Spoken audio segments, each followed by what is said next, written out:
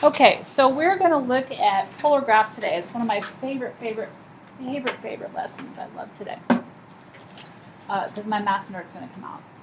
Sorry.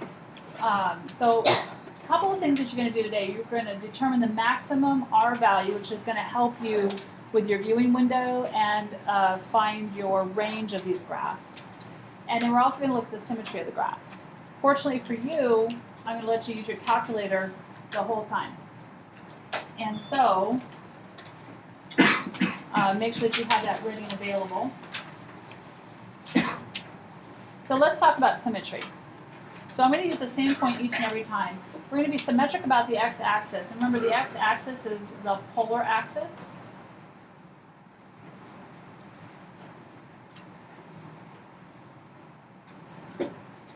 And so we're going to plot the following point, which will be r theta. And just for visual purposes, I'm going to draw the distance that your polar coordinate is from the pole. And so wouldn't this represent the direction angle theta? So if that point is symmetric about the x-axis, wouldn't we essentially reflect it over the x-axis over here? And it would be equal distance across the x-axis on the other side. So the reflected point might be here. And that distance from the pole to the point would be here. Give or take. I'm not perfect, but let's not go there. So you're going to have to develop, or you're going to have to learn the tests of symmetry. And there's two different tests of symmetry. One I find easier than the other, so I kind of ignore the second test because I don't see a reason to remember the more complicated one. So we're going to replace, in any polar equation that we have, we're going to replace r theta with, what do you think? How do we go from this being r theta to this point here? What would r have to be? Would it change or be the same? Or would theta change or be the same to go from here to here? Theta would change. How would theta change? Negative Pearson. It would. So theta would become negative, right? So from here to here would be negative theta. So for there to be symmetry, theta would have to change to a negative theta. What about r? So once I go from here to here, isn't that the terminal side of theta? Even though it's negative, wouldn't that be the terminal side of theta? Do I want to stay here, or do I want to shoot through the hole, the pole? I want to stay here. So if I want to stay here, does r become positive or negative? Positive. So r doesn't change, does it? So we're going to replace it with positive r, negative theta. So that's our test of symmetry. In any polar equation, we're going to replace r with r, so that's going to be the same.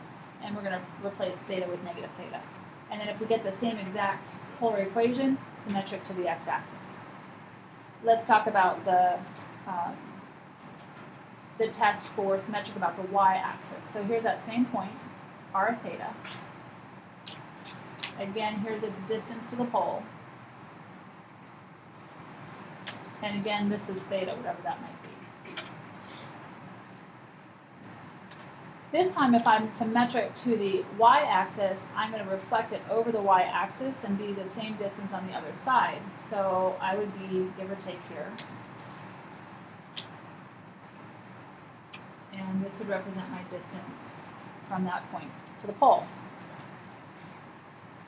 And you need to understand that theta from here is from here to here. On that one, right? It always comes from the initial side. Well, it's going to be really hard for me to determine what the difference is between these two, because I don't know what that difference is. I know that from here to here is theta, but I don't know how much further I have to go because it depends on where these points are.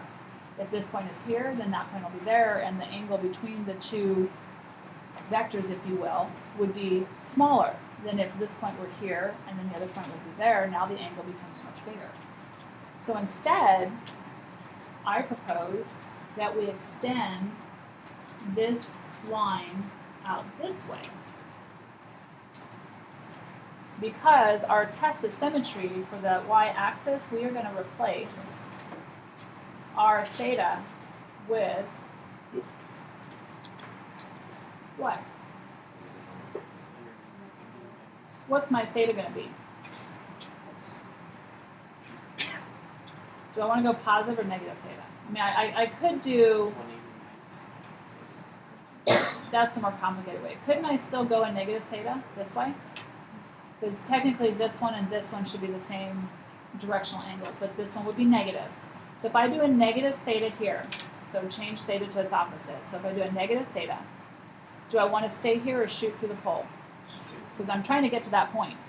So I want to shoot through the pole, right? So if I'm going to do a negative theta, I'm here, that's the terminal side, I want to shoot through the pole to get over there. So what does r have to be, positive or negative? Negative. So both r and theta change with the y-axis. So we're going to replace r with negative r and theta with negative theta. And that'll prove symmetry to the y-axis. Symmetry about the origin, this is what it would look like. Take that same point, r theta, and look at that distance from the point to the pole. If something is symmetric about the origin, they are in diagonal quadrants to each other. In other words, we're going to reflect it over the origin. It's kind of like shooting through the pole. So if I shoot that through the pole, I'm going to be over here on the other side, same distance. So remember, this is theta.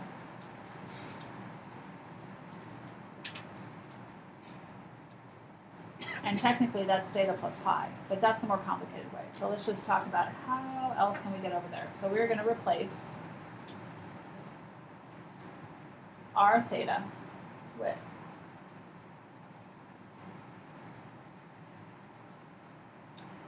so if I just do theta, do I want to be here? I really want to be over there, right? So I could do theta. How do I get over there? What would r have to be? I need to shoot through the pole, so r would have to be, so would that be easier than doing, I could do theta plus pi, and then what would r have to be? I want to stay here. What would r have to be? Positive. So you could do that, but isn't that more complicated? I'd rather do the least complicated. So we're going to go theta, shoot through the pole, and that means r would have to be negative. So we're going to replace r with a negative r and keep theta as theta. Don't you love this? That's why it was so important on day one of polar coordinates that you understand how to plot them, because it applies to everything else we're doing here. So let's go ahead and apply our test of symmetry down here.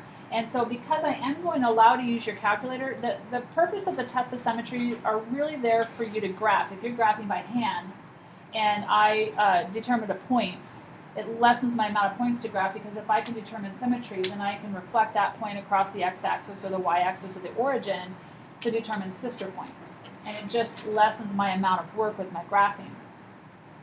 But I'm going to allow you to use your calculator. So, but I still want you to apply those tests of symmetry algebraically so that you understand how to do them. So we're going to start out with plotting this on our calculator. So the very first thing that I want you to do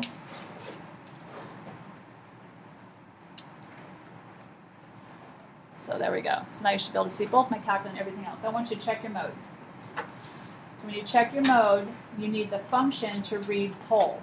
So make sure that your function reads pole. If not, take your right button and cursor, or in your down button, cursor down into the right and hit enter. Then you also must make sure that you're in radians. So double check your calculators right now. Make sure that the mode is in pole, or polar, and then radians. Is everybody there? And so that when you hit y equals, you should have a bunch of r's there. Also do yourself a favor before we plug anything in. Make sure you hit zoom, and then I want you to hit 6 for standard. And there's a reason for that, because I want all of our graphs to look the same. It'll give you the standard viewing window. So then you're going to put in to your r equals 4 sine of 3 theta and hit the closing parentheses. And you're going to look at it. So hit graph. Isn't that pretty? It's a petal, it's a flower, or a propeller. The guys like to call it a propeller. Yes. Where's theta? Theta is your x. So your theta button right here to get theta, x, see how it has x, what is that, a t, and then theta. So when you're in polar, x becomes theta. You okay with that? Everybody get here? We good to go? Now I'm going to teach you how to explode this, make it bigger and whatnot so we can see it better. So for our purposes, how big do you think those petals, how long do you think those petals are? They appear to be 3. So go to your window, just so that we can see what we're doing, and go to X min and put in a -3, X max, put in a +3. Don't touch the scale, the X scale. Y min, put in a -3, and Y max, put in a +3, and don't touch the Y scale. Those are the only 4 things you're going to touch. Now hit graph. Oh, so it must not have been 3. What was it? So we're going to go out one more. So we're going to change all those to -4, +4, -4, and +4. Now hit graph. I don't want to see my whole graph. Now it fits, right? So what test of symmetry do you think we're going to have?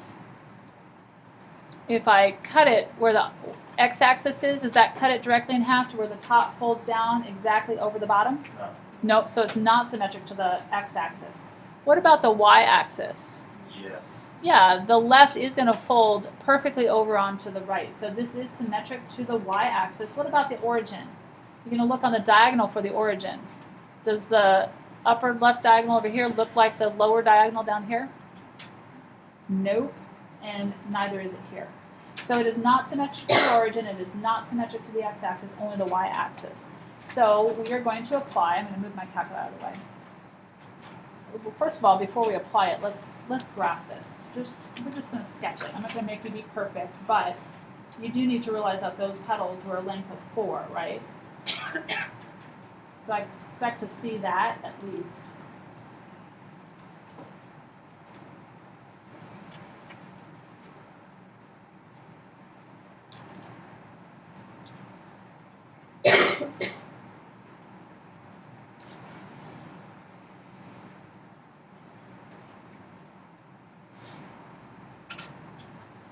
Well, that's close enough for government work. And then I want you to highlight or darken or something that this is our axis of symmetry. And now you can kind of see that, right? So we are going to apply the symmetry about the y-axis test. And again, this is your notes, so for note purposes, we will be replacing, so we will replace r theta with, for the y-axis, we're going to do -r, -theta. And you do have to learn that. I won't give that to you. There's a bit of studying for this next test coming up. So how do we do that? We are going to take, and for every r and every theta in the original problem, we're going to replace r with -r and theta with -theta. So start out with the original formula, r equals 4 sine of 3 theta. And I'm just replacing this r and that theta only. And some previous knowledge is going to have to come into play. So r becomes a -r equals 4 times sine, and I'm going to use some parentheses here, 3 times a -theta. Which means I have -r equals 4 times the sine of -3 theta. Agreed or disagreed? Right?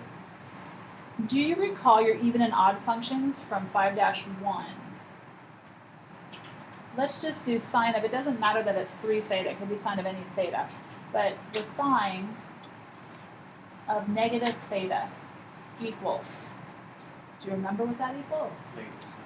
It does. The negative comes out in front of the sine function and it becomes negative sine of theta.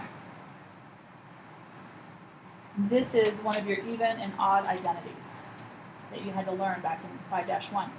One of the 3, sine, cosine, or tangent, did the negative just disappear? It didn't come out in front, it just disappeared. Remember which one that was? Cosine. And so cosine and its reciprocal function, secant, both of those, the negative just disappears and goes away. Whereas sine and tangent and their reciprocal functions, the negative comes out in front of the trig function. And so you need to remember that for these symmetry tests. It's important. And so what happens is, this gets rewritten as -r equals -4 sine of 3 theta. And so this negative here got brought out in front here. And then, because my whole goal is to make it look like the original, then can't I divide both sides by -1? What do I get? And how does that relate to the original equation? So we want to relate it and compare it to that original. Aren't they identical? If you did not have use of your calculator, you would have to apply the 3 symmetry tests until you got one where the ending equation was exactly identical to the beginning equation. And so fortunately for you, you do have use of your calculator. And so, therefore, since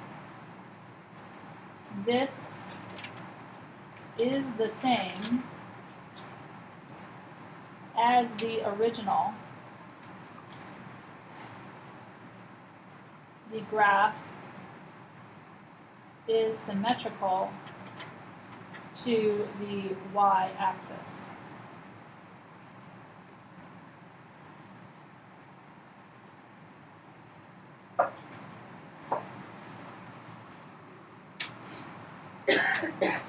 Question? Are we ever not going to have our calculator to do these problems? No, you will have your calculator. You're welcome. Mostly because I just don't see any point why you wouldn't. Okay, so let's look at the second one. So do yourself a favor and go to Zoom Standard, please. So hit Zoom Standard, so Zoom 6, and it'll bring it back to its standard form. And then I want you to go into y equals and change the equation to 1 plus 2 cosine of theta, and you get a much different equation this time. And it's not just because we're using cosine versus sine. It's really tiny. It's hard to see what's going on here, right? And so we're going to play around with it because until I teach you how to find the max value, we're just going to zoom in. So go to Zoom, and we're going to zoom in. So hit 2, but you have to hit Enter. And so it zooms in, but aren't we missing part of the graph? How far out do you think we need to go over here to the right? 1, 2, 3, so you could go out to 4 if you wanted to. So go to your window, and that's our x max. So we're going to change our x max. You can change it to 3 or 4. But that's the only thing I really need to change is my x max, because that's the only part that's missing. How about if you do like zoom fit? You could do zoom fit. It might change the shape of the graph a little bit, because what that does is it changes the x and y axis so they're identical. But it might squish this top a little bit. It could make it so it's a little bit more elongated. It's possible. All right, so this is, I can never pronounce this. So I call this previous one that we were doing here, I call this a flower graph or a petal graph. Your textbook will call it a rose curve. And then this one has with 3 petals. Whereas this graph that we just drew right here, and let's go ahead and sketch it before I name it, because I can never pronounce it correctly, but I really don't care. I'm just going to be honest with you.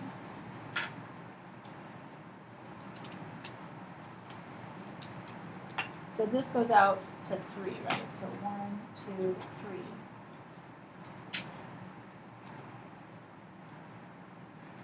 3. And so you're just going to do your best. And so obviously there's this inner loop here at 1.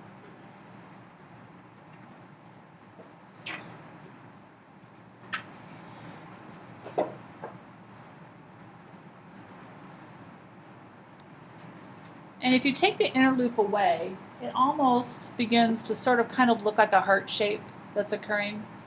And at the very end of this lesson, we'll go through and talk about all the names of these shapes. But this is called there's this little Frenchy thing down here. This is a limation curve. And this is a limation curve with an inner loop. And this part right here is that inner loop. There's a bunch of different limation curves. This is just one of them. I'm not going to make you memorize what this does to get that, but you do have to be able to name the curves. So that's one thing you're going to study. What letter is that? That's a C with a little squiggle thing down here. It's a Frenchy thing. Do you like my technical term? I guess. Just trying to figure out what it was. Yeah, I know. It's like a little, you know how well that I can make my infinity symbols? Well, that's about as well as I can make that little squiggly thing. Mm-hmm.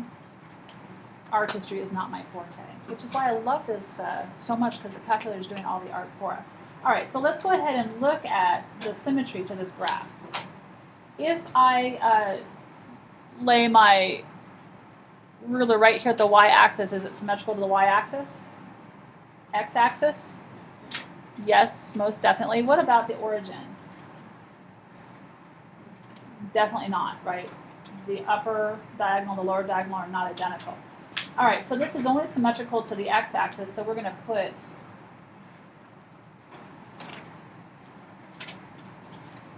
our line through there, and then we're going to apply the symmetry about the x-axis test, which means, so this one's a little bit more involved. Oh, this one's less involved. We are going to replace r theta with, this one's actually pretty simple, r negative theta. All we're going to do is change out theta, so it's negative. And we're going to apply one of our even odd identities. So we're going to start off with our original function, r equals 1 plus 2 cosine of theta. And remember, you are proving something. The only thing I'm changing here is theta. I'm replacing it with a negative theta because the r stays the same. So we have r equals 1 plus 2 times the cosine of theta becomes negative theta. So what is the cosine, which I just made a scribble? What is the cosine of negative theta equal to? Just the cosine of theta. That theta, or that negative, goes away in the cosine function.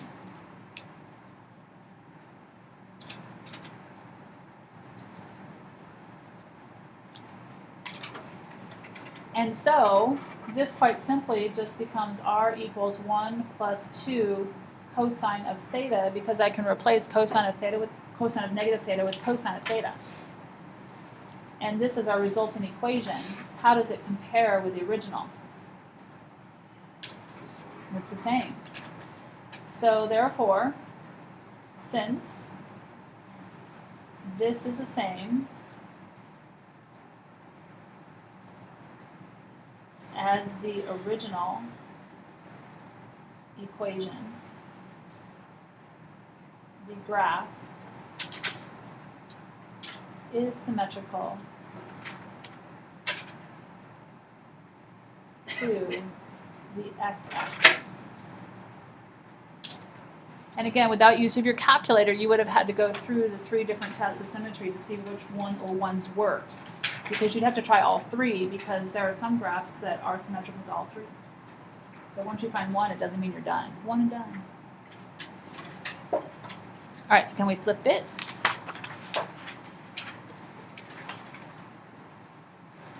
Anybody upset if I switch it? Nobody's yelling? Okay. So I'm going to zoom in a little bit this time so you can see what's going on. So this time we're going to find the maximum R value. This is going to help us determine a proper viewing window.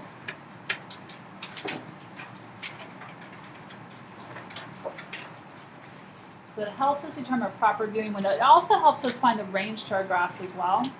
And so again, I want you to go back to your original graph, and I want you to do zoom standard again, so zoom 6.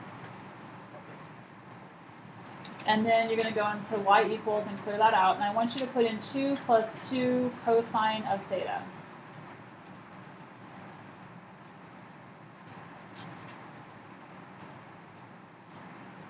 Now that's a little small. Something's going on here. This actually is a Linus curve, but it doesn't have the inner loop in it, does it? So we need to be able to blow it up, and sometimes just doing zoom in doesn't really help us. So we can find the maximum value R to help us with our viewing window, so let's do that now. And here's one thing that you need to realize. We're only going to be dealing with sine and cosine functions in this particular section, and so let's talk about the value of the sine and the cosine functions. So whatever I put in for theta, and think about the domain for theta, meaning I take the sine and cosine of some angle. Think of the sine curve. Doesn't the sine curve start at the origin and go up, down, etc.? Right? Does it ever end? So the domain is unrestricted on sine. So this is sine of theta. But cosine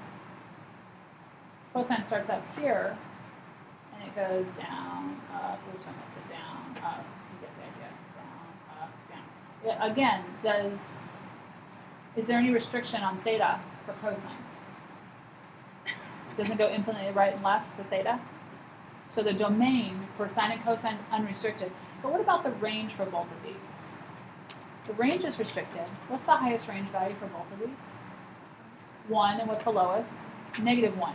So the value of sine and cosine is always less than or equal to +1, but greater than or equal to -1.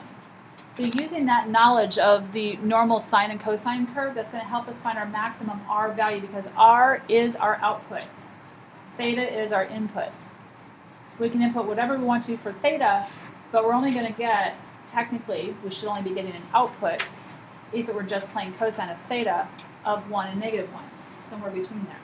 But because we do stuff to this graph, it's going to affect our range and expand it or shrink it. So, for your note purposes, for this one, I want you to write, since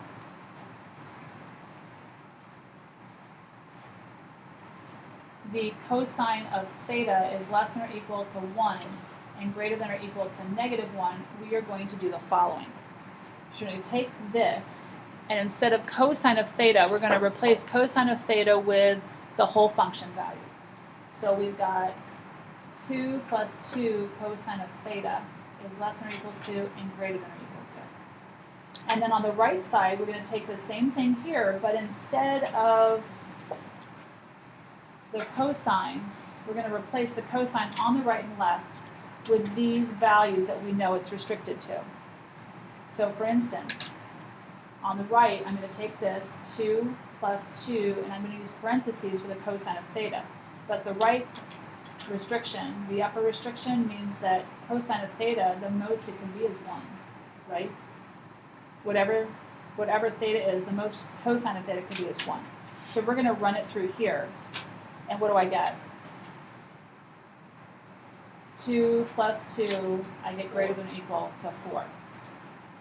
And so this continues down.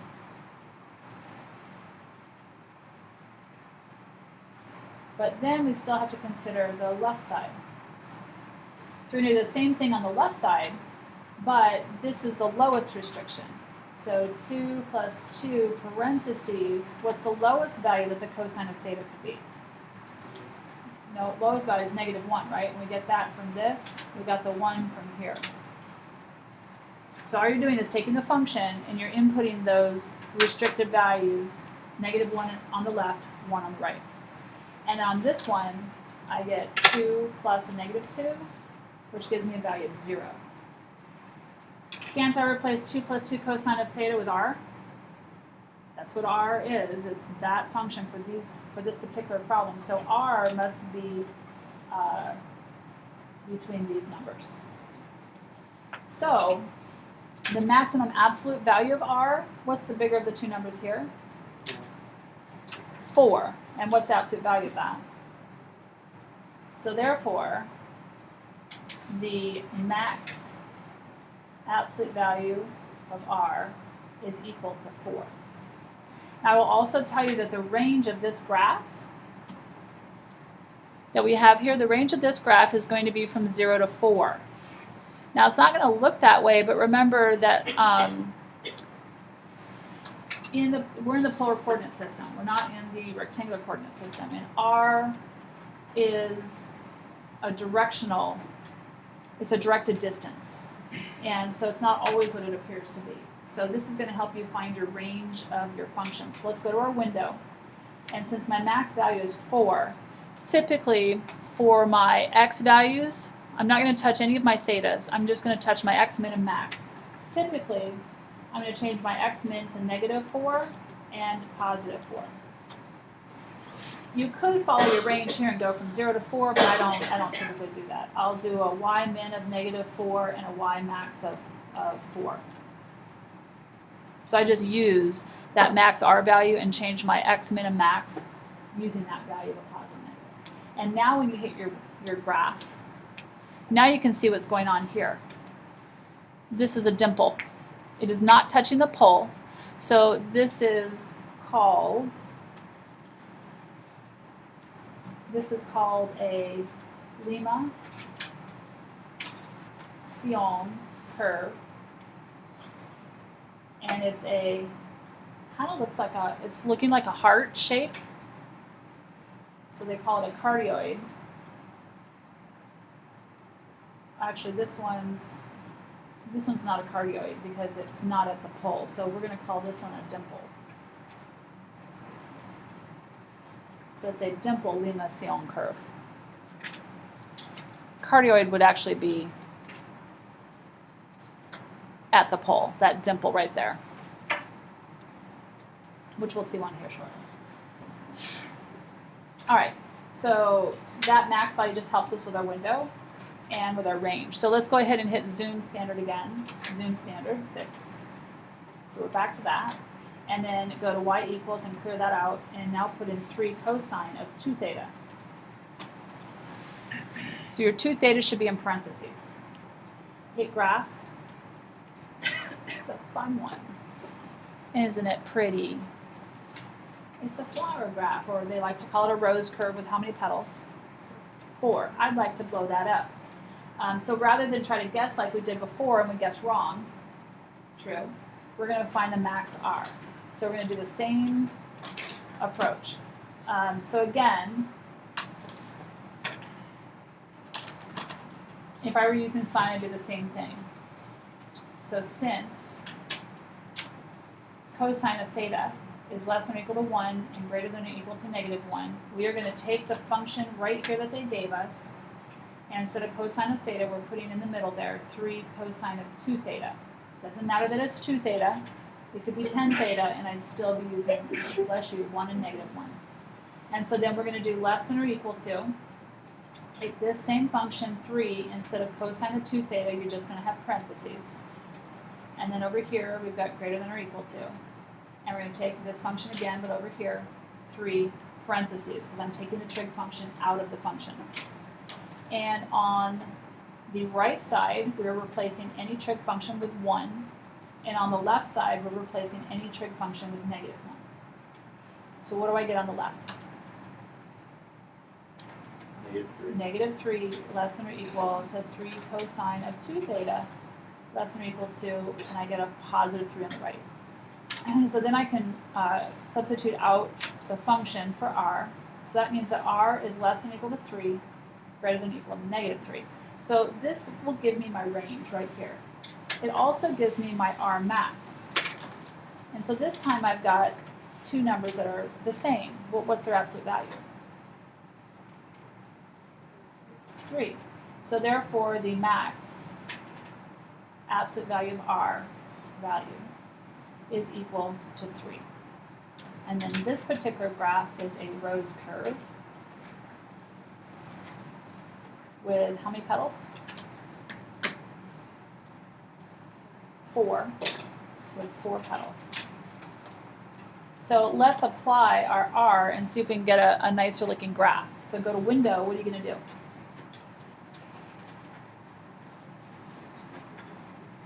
Yep, so x min is -3, x max is 3, don't touch the scale. Y min is 3, y max is 3, don't touch the scale. Then hit graph. Isn't that beautiful? And if you have the color calculators, you can change colors. We can do multiple graphs with multiple colors and just create a beautiful design. So those are fun. All right, so any questions on the RMax? All right, so the last thing we're going to do is actually analyze graphs as far as the domain, the range, their symmetry, boundedness, continuous, that kind of stuff. So it's all stuff that we've done in the past, but we're going to apply it here. So again, take this and put it into Zoom standard so we can get that back to its natural state, so to speak. And then we're going to plug in for A, example 3A, this equation. So we've got 3 sine this time of 4 theta. And then hit graph. Yeah, love it. Now we're getting fun. So that's another rose curve, isn't it? It's a little hard to count all the petals, but there appears to be how many? 8. So let's find our max R so that we can make the graph prettier, if you will. And so we're going to take 3, and instead of sine of 4 theta, I'm going to have parentheses, less than or equal to 3 sine of 4 theta, less than or equal to 3 parentheses. What am I putting in the right parentheses? Because I am just subbing out, I'm subbing out for sine of theta, the sine function, either 1 or -1. So on the right it's 1, and on the left it's -1, because sine of theta has to be between 1 and -1, the value of it. So on the left I have -3, less than or equal to 3 sine of 4 theta, less than or equal to +3. And so what that tells me is I can replace all of this with R. Not only do I have my max value, but I have my range as well. And so the very first thing I'm going to do is the max R value is equal to what? With -3 and 3, what's that going to be? 3. Absolute value would be 3. And so I'm going to go to my window, and I'm going to use that to help me out because I'd like to be able to see it to answer the rest of the question. So we're going to do window, and we're going to do x min, -3, max is 3, don't touch the scale, y min is 3, y max is 3, don't touch the scale. And now hit graph. Love it. It's awesome. Almost looks like a poinsettia. And if you really wanted to, you could zoom in to see what's going on down here, but it's just a bunch of lines that are coming close together. All right, so then the next question, they might ask you what the name of it is, and so this is a what? A rose curve with 8 petals. What about symmetry? Everywhere? So if I cut it at the y-axis, does that cut it in half? Beautifully. What about the x-axis? Beautifully. And then here's our first symmetry to the origin. Do you see how the upper left and the lower left are identical? And the same thing occurs on this diagonal as well. Cuts it in half perfectly. And so it is symmetric to all 3. If it's symmetrical to x and y, would it be to the origin also?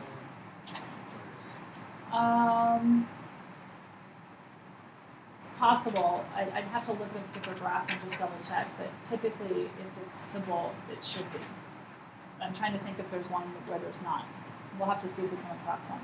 So symmetrical to x-axis, y-axis, and origin or pole.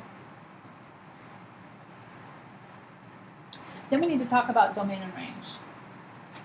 The domain always for these, because we are inputting theta values into sines and cosines. What did I say about the domain of sine and cosine? Remember, it's unrestricted, so this domain should, for these purposes here, be unrestricted.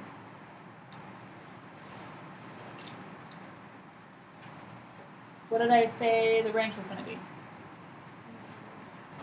And in this one, the range kind of makes sense because you do see the graph going from -3 to +3, but remember, we're not in the rectangular coordinate system. So I use this to find my range. So the range includes -3 and goes to +3, so you have brackets encasing that. And then they're going to ask you, is this a continuous function or a non-continuous function? As you look at the graph, if I were to stand on any part of the graph and start running through it, wouldn't I just keep going all along the graph? It's kind of like a Mobius loop. There's no beginning and there's no end to it. So it is considered a continuous graph. So the graph is continuous. And then what about boundedness? Is it bounded above? It has a definite max. Is it bounded below? It has a definite minimum. So what do we call that? When it's both above and below? Just bounded. So it's not bounded above, it's not bounded below, it's bounded because it's bounded at both places. So it is bounded. And then last, they're going to ask you about asymptotes. Are there any asymptotes? Places where the graph doesn't cross? No. So there are no asymptotes.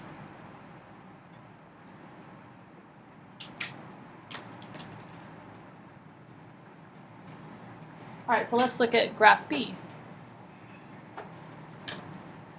So back to your graph, I want you to go to zoom standard, so zoom 6, get it back to its natural form, and then go to y equals and clear that out, and put in 3 minus 3 sine of theta. And just changing this to having a subtraction and nothing in front of the theta, look at how it changes the graph.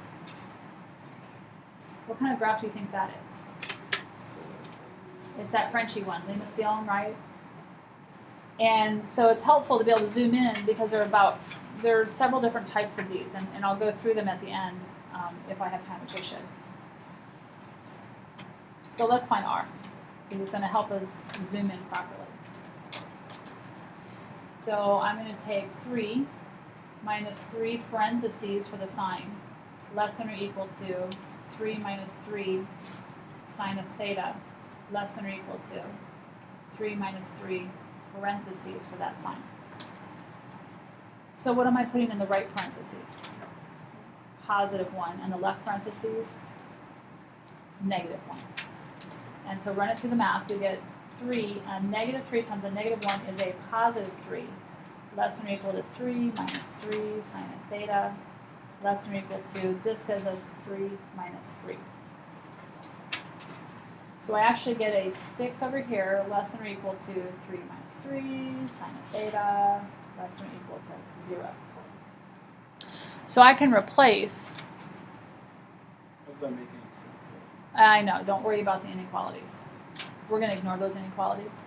And so you're right. And so we're going to have R is less than or equal to 0, less than or equal to 6. What we really care about is the 0 and the 6.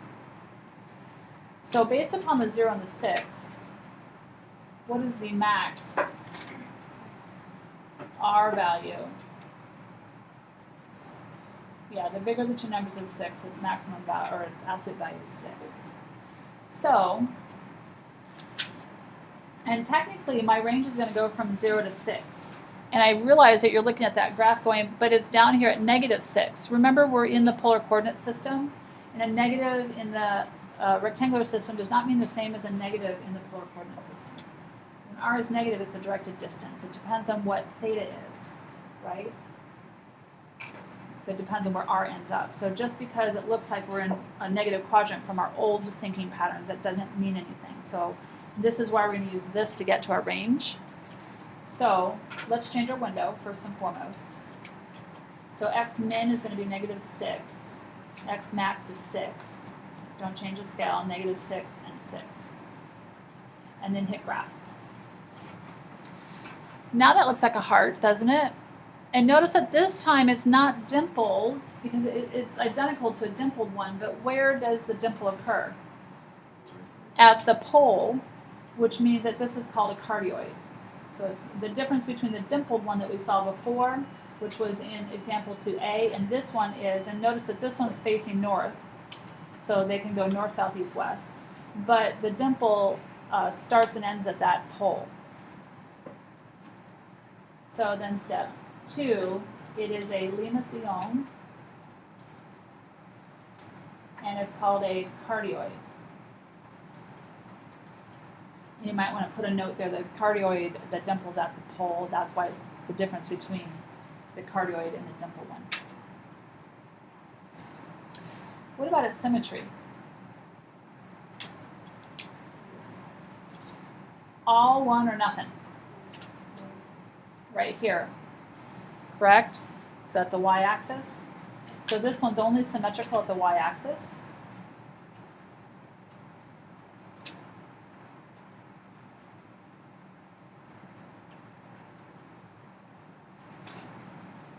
And what about the domain for sine? What's your domain for sine?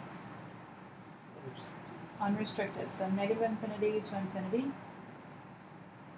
What's our range? 0 to 6. It's 0 to 6. So we're going to use those values, and we're going to include 0 to 6. Is this a continuous function or non-continuous function? Continuous, right? Just keeps going around and around.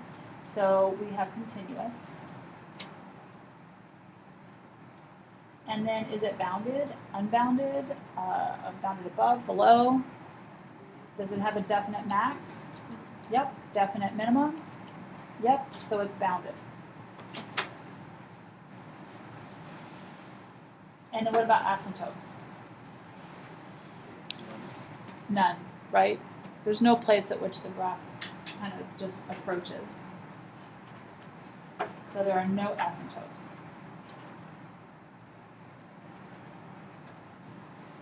Now the last graph is my favorite. I love this one.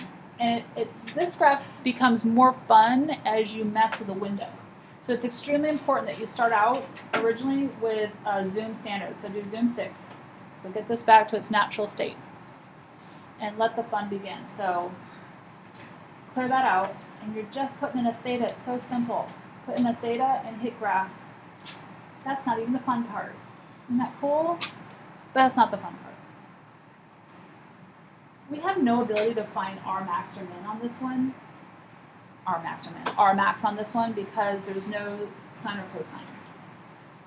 So this is called, and I can never spell it correctly, so this is called, well, let's go ahead and put it down here. So step 1, you have no max R value. So that's step 1. Then step 2, it is called a Archimedes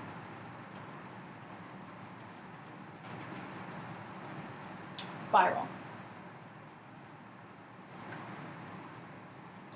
And as we mess with the graph, we're going to be able to see the rest of this. So for right now, I want you to set the window at, you're going to set your window with the following. You're going to do theta min, so this is the first time we're going to touch theta. Theta min is going to equal 0.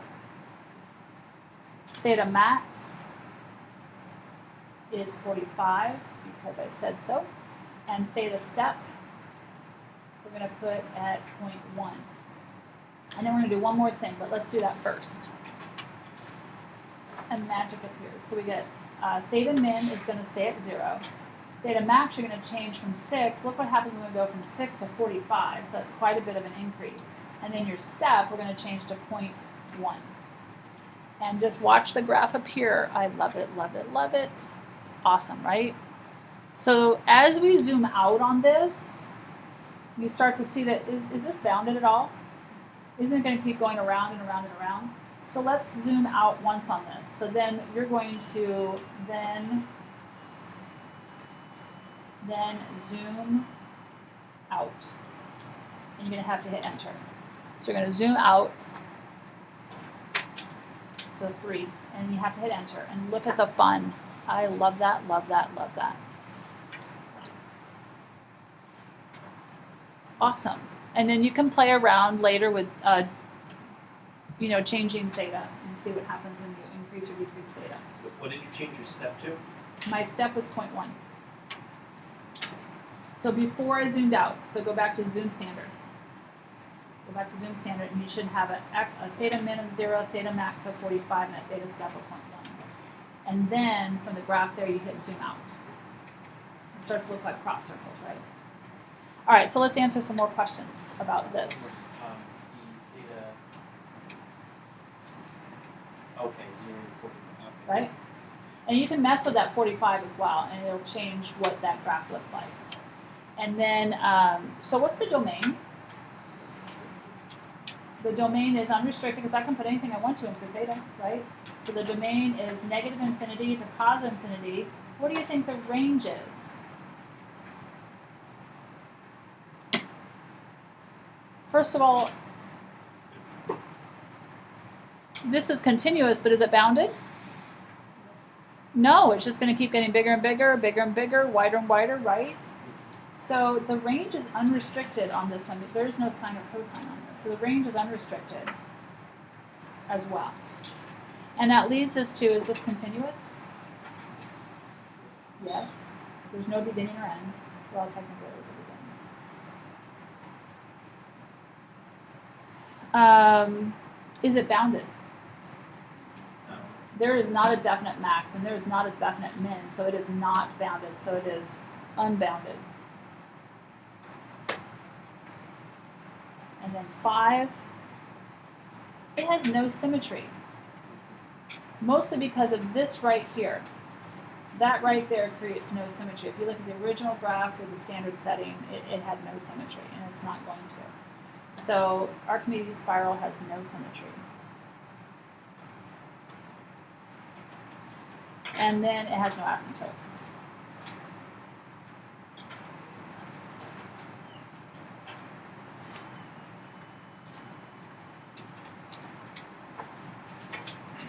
Then the last thing we're going to do is go over all the graphs for the limitación that you're going to be responsible for.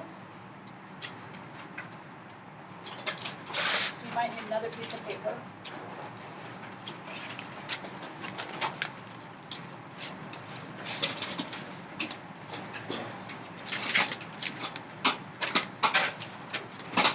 What am I stuck on? Stupid chair. Okay. It's just because I ran out of room on here. So,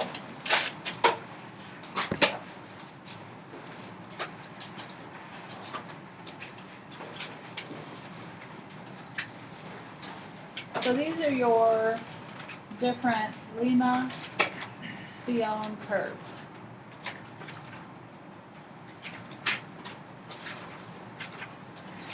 So the first one, and mind you, all of these can be pointed north, south, east, or west. There's no rhyme or reason. So the first one's that first one we looked at where it has this interlude.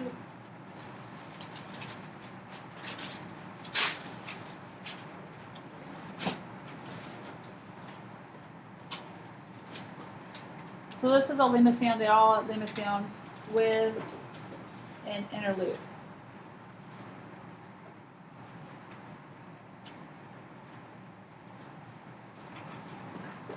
The next one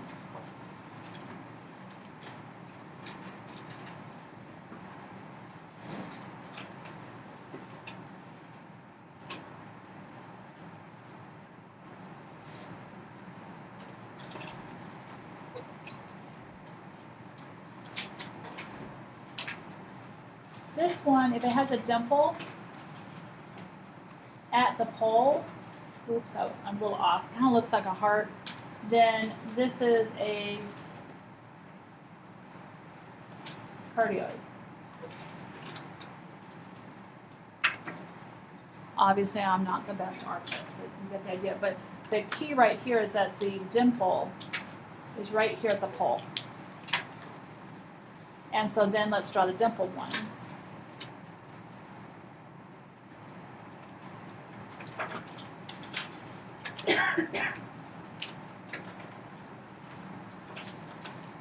then the dimpled one is just going to be anywhere off of the pole, but it has that dip in it. Again, it makes it look like it's a heart. But it's not a cardioid, it's dimpled. You miss the own curve with a dimple or dimpled. And then the last one you're responsible for out of these particular curves.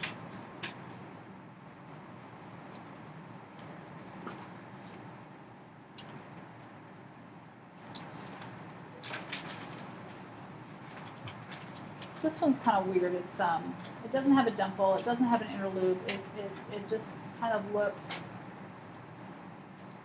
almost like an elongated, almost like an egg. And that's called convex. Maybe not an egg. It's just not quite a circle. Not quite an oval. It's not quite an oval. It just doesn't have a dimple. You'll see, it'll be obvious. And so between those and the rose curves and the Archimedes spiral, those are the ones you're responsible for knowing.